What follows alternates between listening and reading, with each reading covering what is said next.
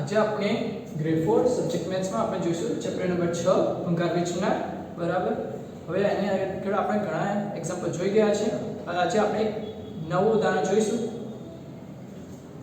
તો જો શું લખ્યું છે, ઉદાહરણ મુજબ ગુણાકાર કરો બરાબર. હવે ગુણાકાર આપણે આગળ શીખી જ ગયા છે, સાદી રીતે આપણે ગુણાકાર કરીએ છીએ. હવે આમાં થોડું આપણું ગુણાકાર સરળ બનાવવાની રીત છે એ આપણે જોઈ લઈએ. તો જો તમને આ રીતે ગુણાકાર આપ્યો છે 64 ગુણ્યા 13, આપણે સાદી રીતે 64 ગુણ્યા 13 લખીને આપણે ગુણાકાર કરી શકીએ છીએ. તો એને આપણે બધું સરળ બનાવીએ છીએ. તો સરળ કઈ રીતે બનશે?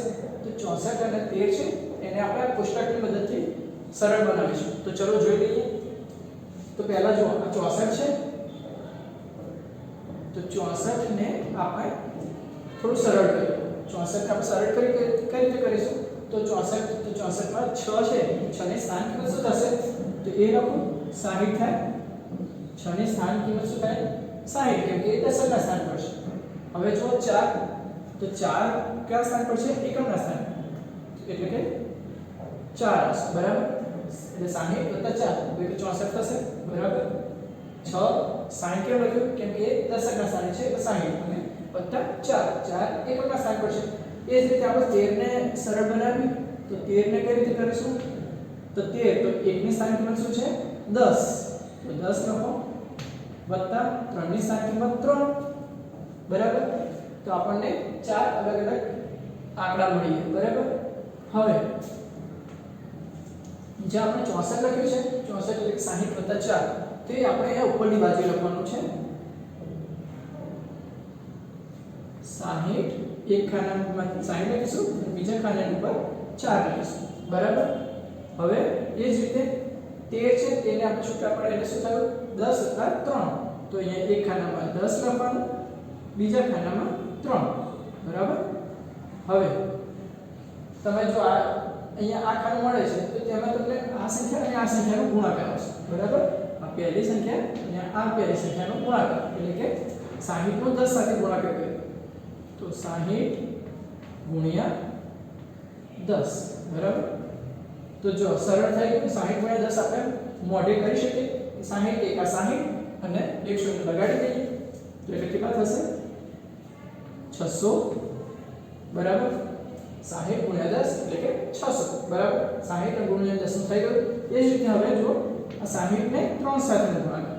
આ 60 તો આ જ ખાનામાં છે એટલે 60 લેવાના, અને આ ખાનામાં જુઓ આડી લાઈનમાં 3 છે તો 60 ગુણ્યા 3. તો જો આમાં પણ ઈઝી છે કે 6 તરી 18 થશે અને 1 શૂન્ય આપણે લગાડી દઈએ તો કેટલા થશે? 180 બરાબર.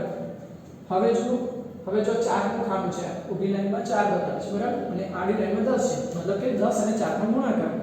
તો અહીંયા 10 ગુણ્યા 4, તો 10 ચોક કેટલા થાય? 40, તો 40 લખી દો બરાબર. હવે જો આ 3 ની લાઈન છે બરાબર, તો 3 નું ખાનું છે ને અહીંયાથી ઊભી લાઈનમાં 4, તો 3 ગુણ્યા 4 થશે, અથવા તો 4 ગુણ્યા 3 લખી શકો બરાબર. તમે 4 ગુણ્યા 3 લખો તો પણ સાચું છે, અને 3 ગુણ્યા 4 લખો તો પણ સાચું છે. તો 3 ગુણ્યા 4 એટલે 3 ચોક કેટલા થાય? 12, તો 12 લખી દો બરાબર. તો આપણને 4 અલગ અલગ જવાબ મળે. હવે શું કરવાનું છે કે આ 4 જે અલગ અલગ જવાબ મળે છે બધાનો સરવાળો. તો સરવાળો જોઈ લઈએ. તો અહીંયા લખી દઈએ. પહેલા શું છે? 600 વત્તા 180 વત્તા 40 અને વત્તા 12.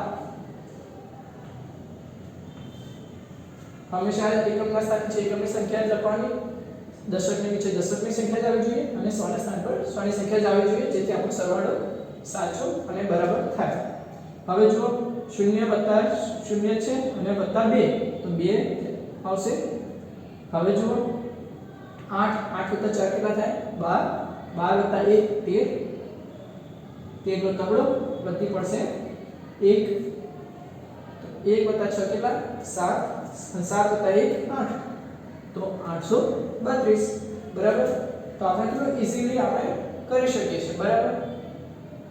તો આ રીતે આ ઉદાહરણ આપ્યું. એ રીતે આપણે બીજું એક્ઝામ્પલ પણ જોઈ લઈએ જેથી તમને ફાવે. चलो આપણે બીજું એક્ઝામ્પલ જોઈએ।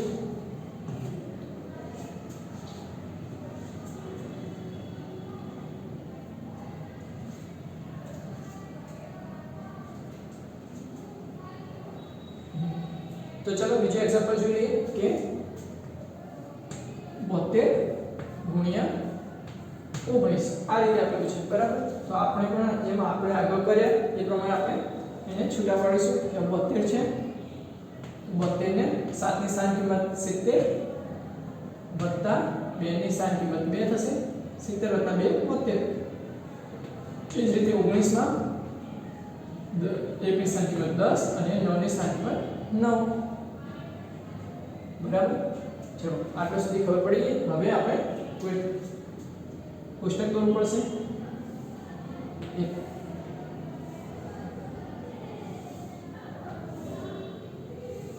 બરાબર ચાર ખાના પાડી દીધા। ઉપર આપણે શું લખીશું 70 અને 2 તો આ 70 અને 2 અહીંયા લખો અને જો 10 અને 9 છે તો 10 અને 9 આ બાજુ બરાબર। 70 અને 2 ઊભી લાઈનમાં લખાય 10 ને 9 આડી લાઈનમાં લખાય બરાબર। હવે જો ઊભી લાઈનમાં 70 છે અને આડી લાઈનમાં 10 છે તો 70 ગુણ્યા 10 તો આ તમે કરી શકો કે 70 એકા 70 અને એક શૂન્ય લગાડી દઈએ અથવા તો 7 એકા 7 અને બે શૂન્ય લગાડી દો તો પણ ચાલે। તો 70 ગુણ્યા 10 એટલે કે 700 થશે। એ જ રીતે હવે જો 70 ની ઊભી લાઈનમાં 70 છે અને આડી લાઈનમાં 9 છે તો 70 ગુણ્યા 9 તો 7 9 63 અને શૂન્ય લગાડી દો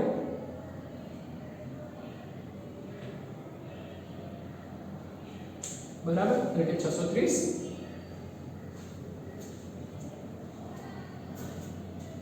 7 9 63 અને એક શૂન્ય લગાડી દીધું। આપણે મોઢે પણ આ રીતે કરી શકાય છે। હવે જો આ બે ઊભી લાઈનમાં 2 છે અને આડી લાઈનમાં 10 છે એટલે કે 10 ગુણ્યા 2 તો કેટલા થશે 10 દૂ 20 થાય તો આપણે 20 લખી દો। એ જ રીતે હવે જો આડી લાઈનમાં 9 છે ઊભી લાઈનમાં 2 એટલે કે 9 ગુણ્યા 2 તો 9 દૂ કેટલા થાય 18 તો 18 લખી દો બરાબર। હવે જે આપણને ચાર જવાબ મળ્યો બધાનો સરવાળો એટલે કેટલા થશે 700 વત્તા 630 વત્તા 20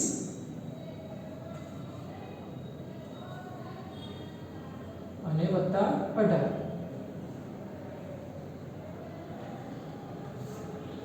ચલો સરવાળો જોઈ લઈએ। 0 વત્તા 8 કેટલા થાય 8 બરાબર। 3 વત્તા 2 5 5 વત્તા 1 કેટલા થાય તો 6 બરાબર। અને હવે 7 વત્તા 6 એટલે કેટલા થાય 13 6 ને 6 12 ને 13 1368 આપણે કેટલું સાદી રીતે અને ઈઝીલી આપણે સરળ રીતે આપણે ગુણાકાર કરી શકાય છે। ચલો તમને અહીંયા સુધી ખબર પડી ગઈ હશે। હવે આપણે આગળનો ટોપિક જોઈએ। ચલો આપણે પ્રશ્ન 1 જોઈ લઈએ કે મહેશભાઈ પાસે 4 રિક્ષા છે।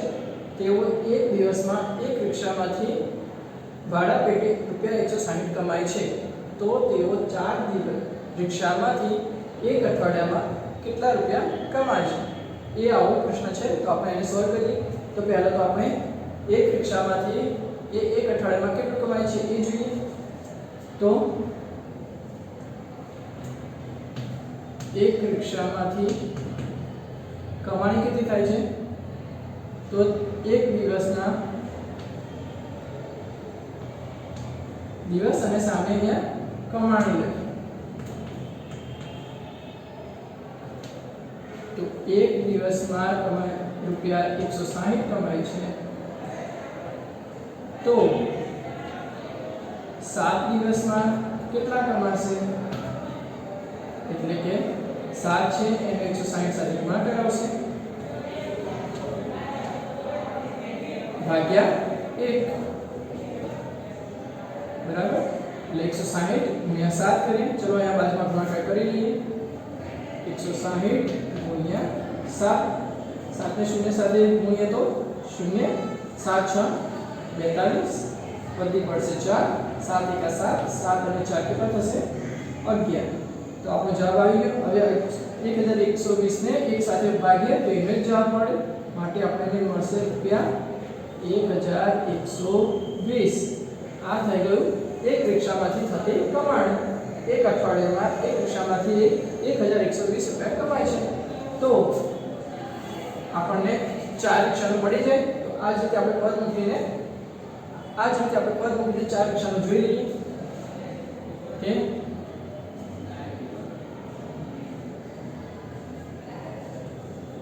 એક રિક્ષામાંથી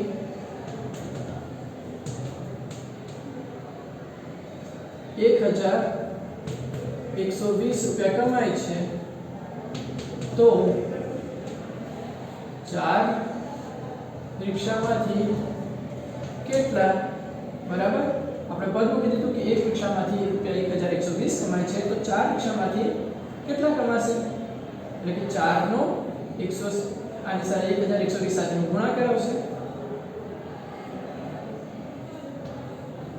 બરાબર ભાગ્યા 1 તો ચલો 4 કરી લઈએ ગુણાકાર આપણી બાજુમાં 1120 ગુણ્યા 4 4 ને 0 સાથે ગુણ્યા તો 0 4 2 8 4 1 4 બરાબર તો આપણને જવાબ મળી ગયો કે રૂપિયા 4480 મહેશભાઈ 4 રિક્ષામાંથી એક અઠવાડિયામાં રૂપિયા 4480 રૂપિયા કમાય છે બરાબર અહીંયા સુધી તમને ખ્યાલ આવી જ ગયો છે હવે આપણે બીજો પ્રશ્ન જોઈએ ચલો વિદ્યાર્થીઓ આપણે બીજો પ્રશ્ન જોઈ લઈએ કે એક વસ્તીવાળો છે રૂપિયા 5 ના ભાવે વર્તમાનપત્રો ખરીદે છે અને 10 કિલોગ્રામ વસ્તી 70 રૂપિયામાં વેચે છે તો તેમને નફો થાય છે કે ખોટ કે નફો થાય કે નુકસાન એ જોવાનું છે અને કેટલું બરાબર તો જુઓ અહીંયા આપણે કિલોગ્રામ લખી દઈએ સામે અહીં કિંમત લખીએ તો 1 કિલોગ્રામના છે રૂપિયા 5 હવે જો 10 કિલોગ્રામ વસ્તી વેચે છે માટે આપણે 10 કિલોનું જોઈ લઈએ 10 કિલો બરાબર કેટલા તો 10 નો 5 સાથે ગુણાકાર આવશે એટલે કે 10 ગુણ્યા 5 બરાબર છેદમાં 1 હવે 10 ગુણ્યા 5 આપણે એને 10 નો ઘડિયો આવડે છે કે 10 પંચા 50 બરાબર અને ભાગ્યા 1 કરીશું તો એની જ કિંમત મળશે માટે 50 રૂપિયા તો આપણને આ શું મળી ગયું ખરીદ કિંમત કે 50 રૂપિયાના ભાવે 10 કિલો વસ્તી ખરીદશે બરાબર હવે એ 70 રૂપિયામાં વેચે છે બરાબર આ થઈ ગયું આપણું ખરીદ કિંમત કે 50 રૂપિયામાં એને વસ્તી ખરીદે છે હવે જો કે 70 રૂપિયામાં વેચે છે બરાબર હવે વેચાણ કિંમત થઈ ગઈ 70 રૂપિયામાં વેચે છે એટલે એને કહીશું વેચાણ કિંમત બરાબર હવે જો 50 રૂપિયામાં ખરીદે છે 70 માં વેચે છે મતલબ કે ફાયદો તો થયો બરાબર એટલે કે નફો થયો તો નફો કેટલા રૂપિયા થયો એક ગણો હશે તો શું કરીશું આપણે કે મોટી સંખ્યામાંથી નાની સંખ્યા બાદ કરી દઈશું બરાબર તો મોટી સંખ્યા કેટલી છે 70 રૂપિયા જે આપણી વેચાણ કિંમત છે એમાંથી 50 રૂપિયા બાદ કરી તો કેટલું થાય 0 માંથી 0 જાય તો 0 7 માંથી 5 જાય તો 2 તો કેટલો જવાબ આવ્યો 20 રૂપિયા નફો થાય બરાબર ફરીથી એકવાર જોઈ લો કે 1 કિલોગ્રામ વસ્તીનો 5 રૂપિયા ભાવે ખરીદે છે 10 કિલો વસ્તી લેવી હોય તો કેટલા રૂપિયા થશે તો 1 રૂપિયો બરાબર 1 કિલોગ્રામ બરાબર 5 રૂપિયા તો 10 કિલોગ્રામ બરાબર કેટલા એટલે કે 10 ગુણ્યા 5 બરાબર એટલે કે 50 રૂપિયામાં વસ્તી ખરીદે છે અને જુઓ કે વેચાણ કિંમત 70 રૂપિયામાં 10 કિલોગ્રામ વસ્તી વેચે છે તો 70 માંથી 50 બાદ કરીશું એટલે આપણને ખબર પડશે કે 20 રૂપિયા નફો થાય છે બરાબર અહીંયા સુધી તમને ખ્યાલ આવી જ ગયો હશે હવે આપણે નેક્સ્ટ વિડિયોમાં નેક્સ્ટ ચેપ્ટર જોઈશું